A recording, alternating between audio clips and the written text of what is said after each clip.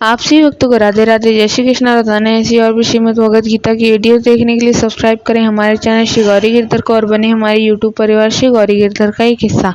यदि आप सभी चैनल पर पहली बार आ रहे हैं या आप सभी केवल वीडियोस को देख के चले जाते हैं तो मेरा आपसे यही विनम्र निवेदन है यह कि आप सभी समय को सोचने में व्यर्थ बिल्कुल भी ना करें और चैनल को सब्सक्राइब करके बने हमारे यूट्यूब परिवार श्री गौरी गिरधर का एक हिस्सा।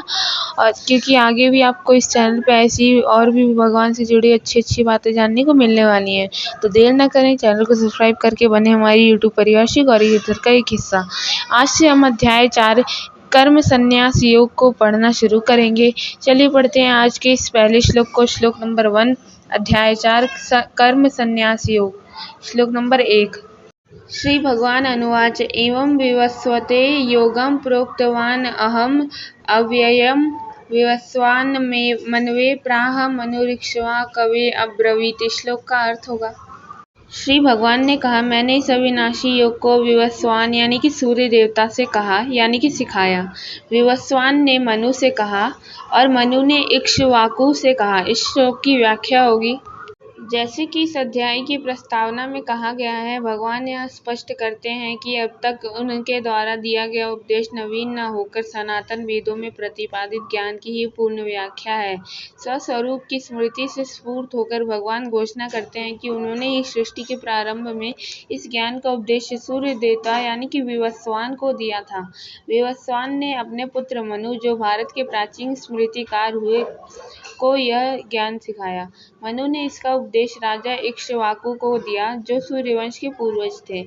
इस वंश के राजाओं ने दीर्घकाल तक अयोध्या पर शासन किया। वेद शब्द संस्कृत के विद धातु से बना है, जिसका अर्थ है जानना। अतवेद का अर्थ है ज्ञान अथवा अज्ञान का साधन, प्रमाण। वेदों का प्रतिपाद्य विषय है जीव के शुद्ध ज्ञान, स्वस्वरूप तथा उसकी अभिव्यक्ति के साधनों का बोध। जैसे हम विद्युत को नित्य कह सकते हैं क्योंकि उसके प्रथम बार आविष्कृत होने के पूर्व भी वह थी, और यदि हमें उसका विस्मरण भी हो जाता है तब भी विद्युत शक्ति का अस्तित्व बना रहेगा। इसी प्रकार हमारे नहीं जानने से दिव्य चैतन्य स्वस्वरूप आत्मा का नाश नहीं होता। इस अविनाशी आत्मा का ज्ञान वास्तव में अव्ययी है। आधुनिक विज्ञान भी यह स्वीकार करता है कि विश्व का निर्माण सूर्य के साथ प्रारंभ होना चाहिए।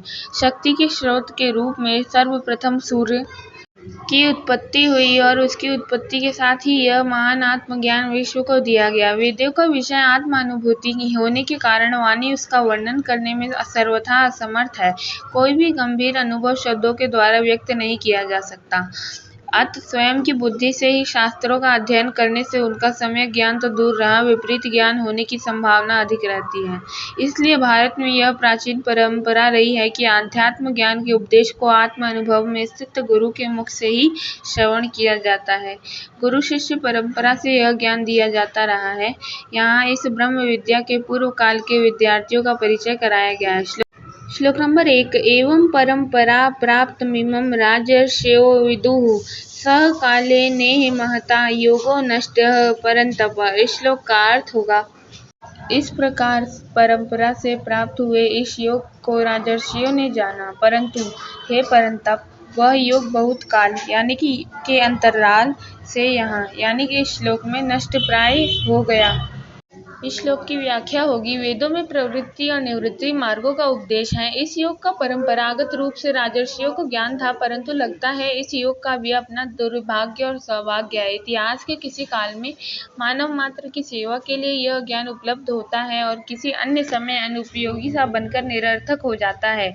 तब अध्यात्म का स्वर्ण युग समाप्त होकर भोग प्रधान आसुरी जीवन का अंधा युग प्रारंभ होता है। किंतु आसुरी भौतिकवाद से ग्रस्त काल में भी वह पीढ़ी अपने ही अवगुणों से पीड़ित होने के लिए उपेक्षित नहीं रखी जाती, क्योंकि उस समय कोई महान गुरु आध्यात्म क्षितिज पर अवतीर्ण होकर तत्कालीन पीढ़ी को प्रेरणा, साहस, उत्साह और आवश्यक नेतृत्व प्रदान करके दुखपूर्ण पगडंडी से बाहर सांस्कृतिक पुनरुत्थान के राजमार्ग पर ले जाता है। महाभारत काल का उचित मूल्यांकन करते हुए श्री कृष्ण भगवान ठीक ही कहते हैं कि दीर्घ काल के अंतराल से वह योग यहाँ नष्ट हो गया है।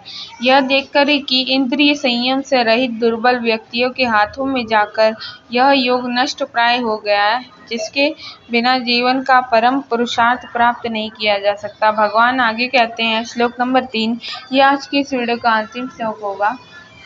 स एवायं मया ते अद्य योगः प्रोक्तः पुरातनः भक्त असि मे सखा चेति रहस्यम हेतुदत्तमम्। इस श्लोक का अर्थ होगा, वह ही यह पुरातन योग आज मैंने तुम्हें कहा, सिखाया, क्योंकि तुम मेरे भक्त और मित्र हो। यह उत्तम रहस्य है। इस श्लोक की व्याख्या होगी, यहाँ भगवान अब तक के उपदिष्ट ज्ञान की प्राचीनता की घोषणा करके रूढ़िवादी विचारकों की शंका का निर्मूलन कर देते हैं। शिष्य के प्रति स्नेह भाव होने पर ही कोई गुरु उत्साह और कुशलता पूर्वक उपदेश दे सकता है। श्री कृष्ण और अर्जुन के बीच ऐसा ही संबंध था और भगवान को यह विश्वास था कि उनके द्वारा निर्दिष्ट मार्ग का वह अनुसरण करेगा। गुरु और शिष्य के बीच इस प्रकार की व्यापारिक व्यवस्था न हो कि तुम शुल्क दो और मैं पढ़ाऊंगा।